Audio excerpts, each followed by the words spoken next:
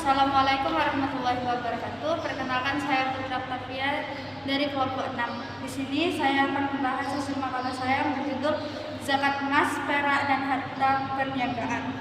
Yang pertama, pengertian zakat emas dan perak. Apa itu zakat emas dan perak? Zakat emas, perak, atau logam mulia adalah zakat yang dikenakan atas emas, perak, dan logam mulia lainnya yang telah mencapai nisab dan haul. Apabila seseorang telah memiliki emas atau perak sejumlah nisab dan telah cukup setahun dimiliki, wajiblah atasnya mengeluarkan zakat. Dan jika tidak sampai senisab, maka tidak wajib atasnya untuk zakat. Kecuali jika emas yang tidak sampai senisab itu diperniagakan dan ada padanya yang menyampaikan nisabnya, ataupun ada pada barang lain, wajib atasnya zakat atas nama perniagaan. Zakat perdagangan atau zakat perniagaan dalam hukum Islam dinamakan dengan zakat tijarah, adalah zakat yang dikeluarkan atas kepemilikan harta yang diperuntukkan untuk jual beli. Zakat ini dikenakan kepada perniagaan yang diusahakan baik secara perorangan maupun perserikatan. Harta yang menjadi tijarah ini disebut dengan harta tijarah atau harta perniagaan. Harta tijarah atau harta perniagaan adalah harta yang dimiliki dengan akad tukar menukar dengan tujuan untuk memperoleh laba, dan harta yang dimilikinya itu harus merupakan hasil usaha sendiri. Yang kedua, syarat-syarat wajib zakat. Yang A, syarat wajib zakat emas dan perak. Zakat emas, perak, atau logam mulia adalah zakat yang dikenakan atas emas, perak, dan logam mulia lainnya yang telah mencapai nisab dan haul. Berikut syarat wajib zakat emas dan perak. Yang pertama, milik sendiri, artinya kepemilikan atas emas dan perak tersebut dimiliki secara sempurna dan sah, bukan pinjaman atau milik orang lain. Yang kedua yaitu sampai haulnya, artinya emas dan perak tersebut sudah tersimpan selama 1 tahun berjalan.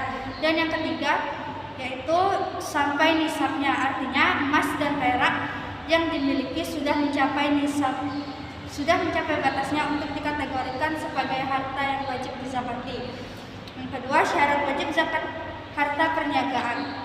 Syarat berikut ialah syarat-syarat wajib zakat harta perniagaan. Yang pertama yaitu muslim, yaitu hanya bagian kepemilikan orang Islam saja yang wajib dikeluarkan zakatnya. Yang kedua, hartanya halal, itu harta yang diperoleh dengan halal saja yang diwajibkan zakat.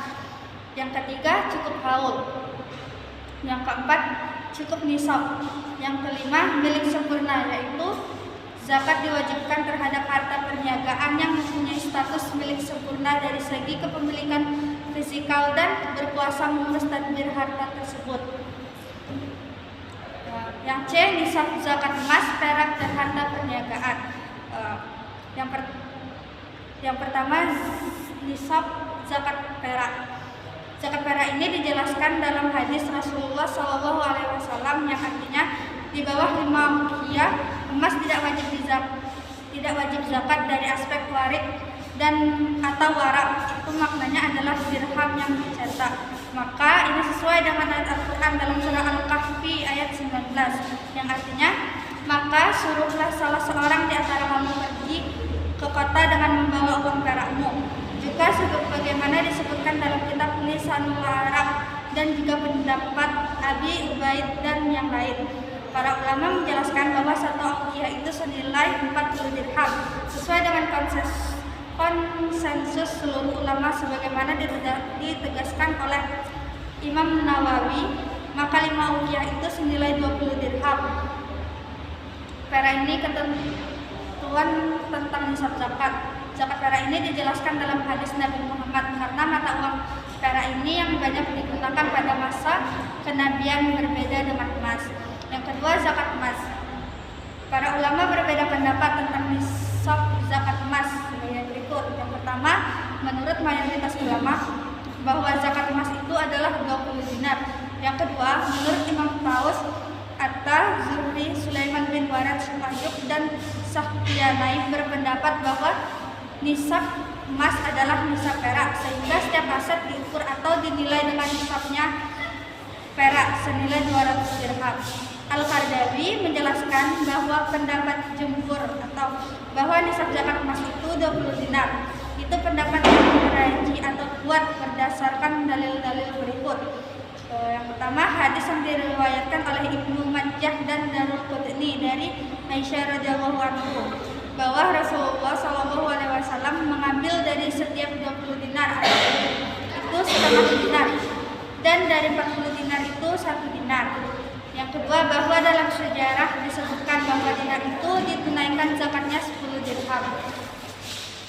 Yang ketiga, zakat harta nisab zakat harta perniagaan. Ada beberapa ketentuan zakat harta perniagaan, yaitu yang pertama, berjalan 1 haul.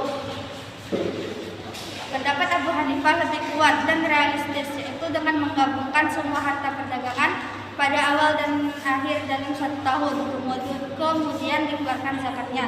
Yang kedua, nisab zakat perdagangan sama dengan nisab emas, yaitu senilai 85 gram emas atau 595 gram. Yang ketiga, kadarnya zakat sebesar 2,5%. Yang keempat, zakat dibayar dengan uang atau barang. Yang kelima, dikenakan pada perdagangan maupun perseroan. Pada harta perniagaan, modal investasi yang berupa tanah, bangunan atau etalase, lemari, pada toko dan lain-lain tidak termasuk harta yang wajib dizakati sebab termasuk ke dalam kategori barang tetap.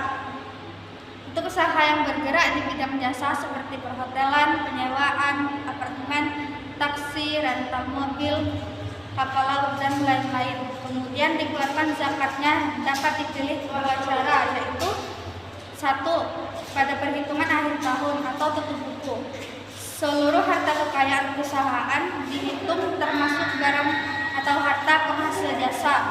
Kemudian dikeluarkan zakatnya 2,5%. Yang kedua, pada perhitungan akhir tahun atau tutup buku hanya dihitung dari hasil bersih yang diperoleh usaha tersebut selama 1 tahun. Kemudian zakatnya dikeluarkan 10%. Hal ini dikiaskan dengan perhitungan zakat hasil pertanian, di mana perhitungan zakatnya hanya didasarkan pada hasil pertaniannya, tidak dihitung harga tanahnya. Mungkin hanya itu yang dapat saya sampaikan. Lebih dan kurangnya saya mohon maaf. Saya akhiri. Wassalamualaikum warahmatullahi wabarakatuh.